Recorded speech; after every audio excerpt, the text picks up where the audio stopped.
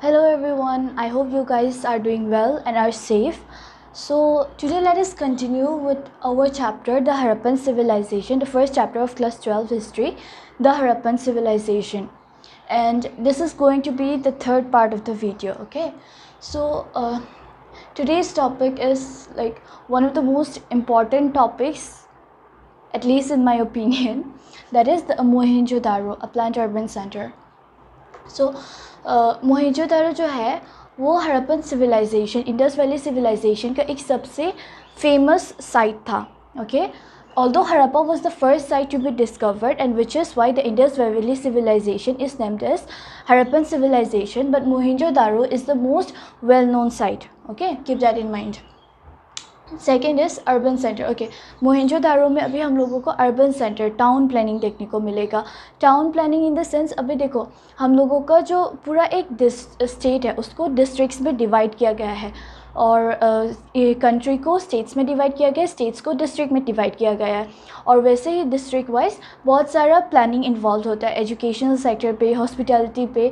तो ऐसे करके बहुत सारी चीज़ें प्लान करके बनाई जाती है. ओके, इवन एक बिल्डिंग बनाने के लिए भी हम लोगों को बहुत कुछ चीज़ों ऑलरेडी प्लान करके बनाने पड़ते हैं कि वो कितना फ्लोर्स का बिल्डिंग होगा, उस बिल्डिंग में कितना रूम्स होगा.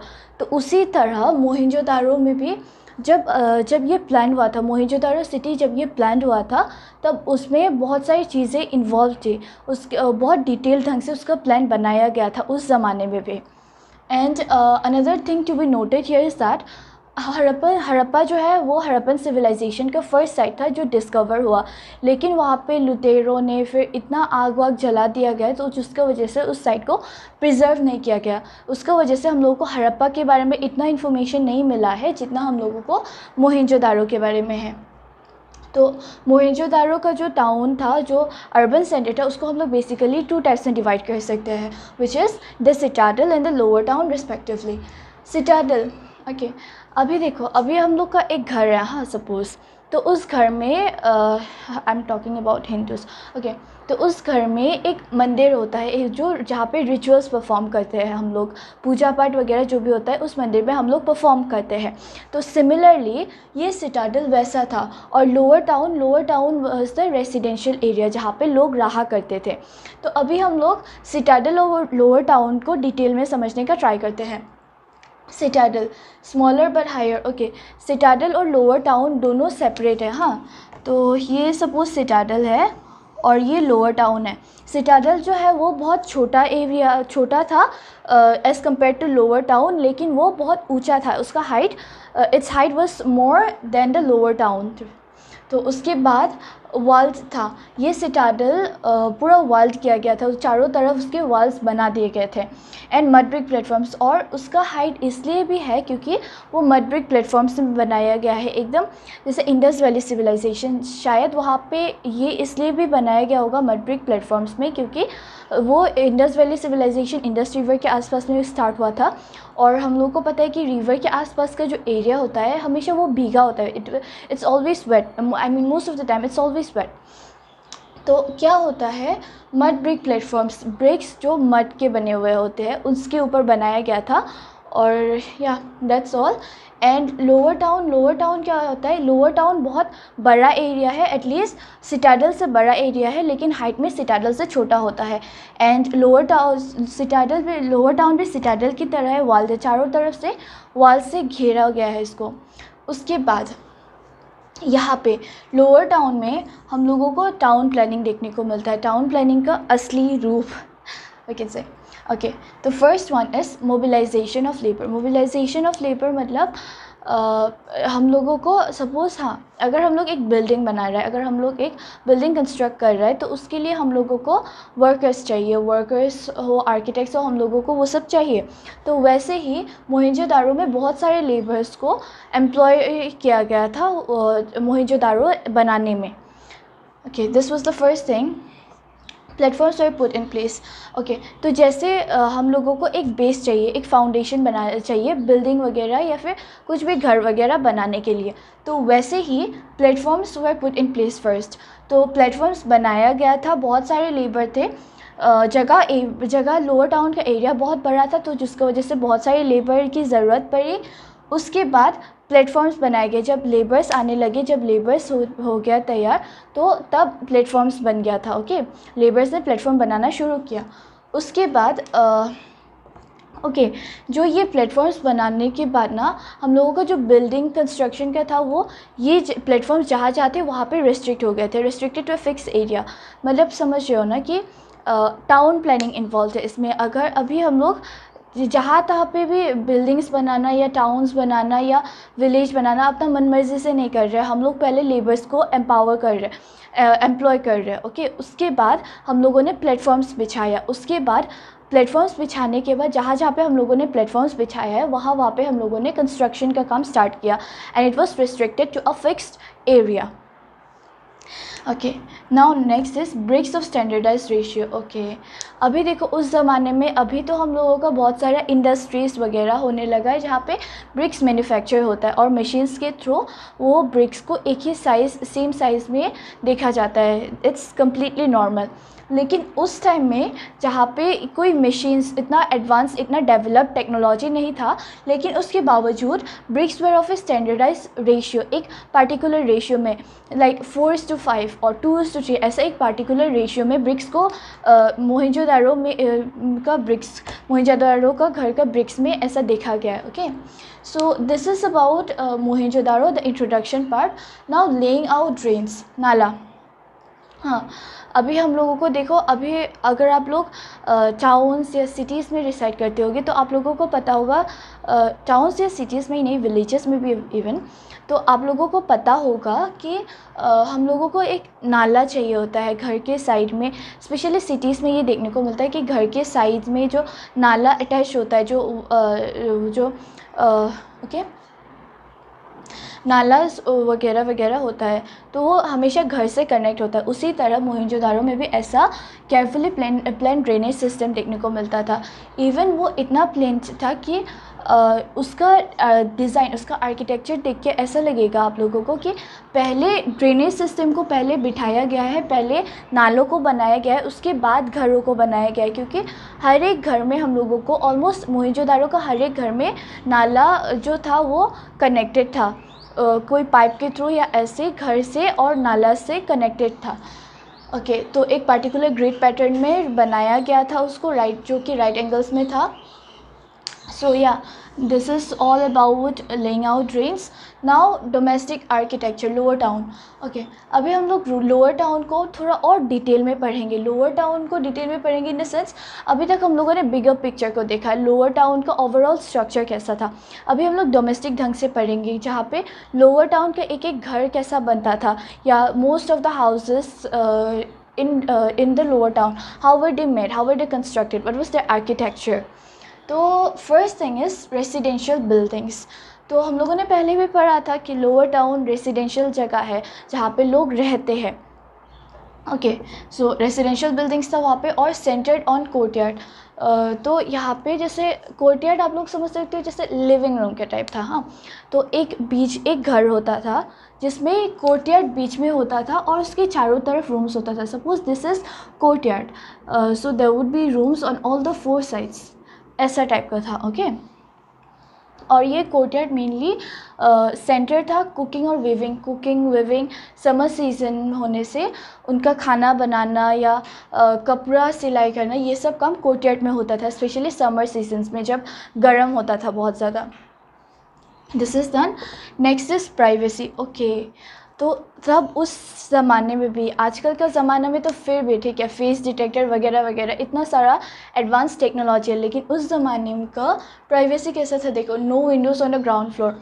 ओके, ग्राउंड फ्लोर नहीं लिखा हुआ है बुक्स में, बट एग्जैक्टली ऐसा ही कुछ है। हाँ, हम लोगों को अभी बिल्डिंग में suppose ground floor, first floor, second floor, third floor वगैरह वगैरह, तो उस ग्राउंड फ्लोर में बिल्कुल भी विंडोज़ था ही नहीं, पूरा वॉल था चारों तरफ से, और एक दरवाज़ा हुआ करता था, लेकिन वॉल्स नहीं होता था, लेकिन विंडोज़ नहीं होता था। एक्सक्यूज़।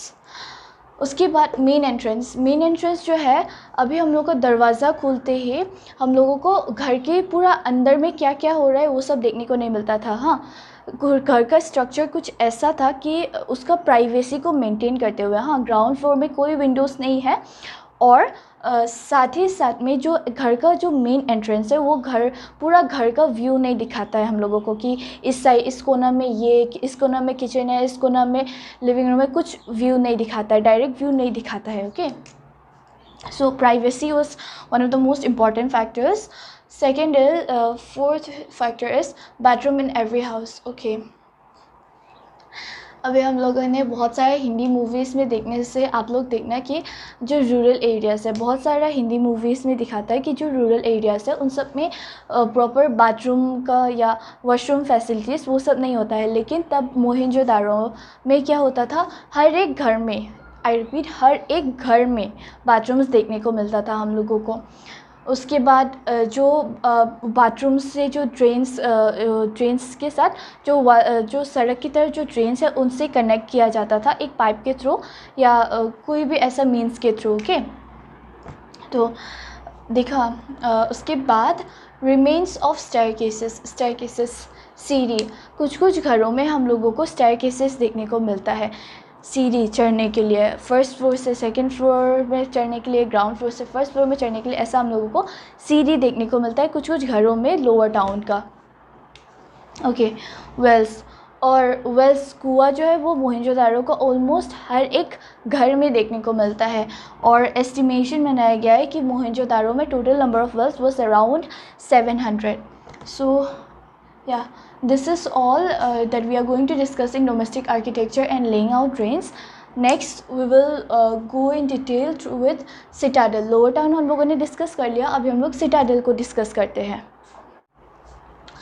सिटाडल को भी मोहनजोदारो को जैसे सिटाडल और लोअर टाउन में डिवाइड किया गया है, वैसे ही सिटाडल को भी दो पार्ट्स में डिवाइड किया गया है, एक वेयर हाउस और एक ग्रेट बाथ. आई मीन ये एक्चुअल डिवीज़न नहीं है, बट ये सारे फीचर्स, ये दोनों इम्पॉर्टेंट फीचर्स है जो हम लोगों को सिटाडल में देखने को मिलता है. सो वेयर हाउस जो था वो एक बहुत मैसिव स्ट्रक्चर था, बस इतना ही दिया हुआ है बुक में.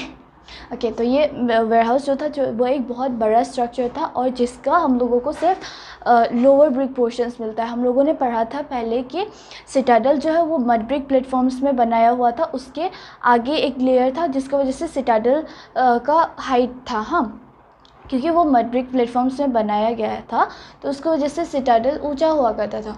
तो वैसे ही वेयर हाउस का जो है, जो लोअर ब्रिक पोर्शंस है वो तो रह गया, लेकिन जो ऊपर का जो उसका, ये सपोज़ ये वेयर हाउस है, हाँ, और उसका जो ये ऊपर का पोर्शंस है वो शायद वुड या ऐसे चीज़ों से बनाया गया था जो टाइम में टिक नहीं पाया, तो जिसका वजह से जो सिर्फ उसका मड ब्रिक जो नीचे वाला जो प्लेटफॉर्म है बस वही रिमेन्स हम लोगों को मिला है.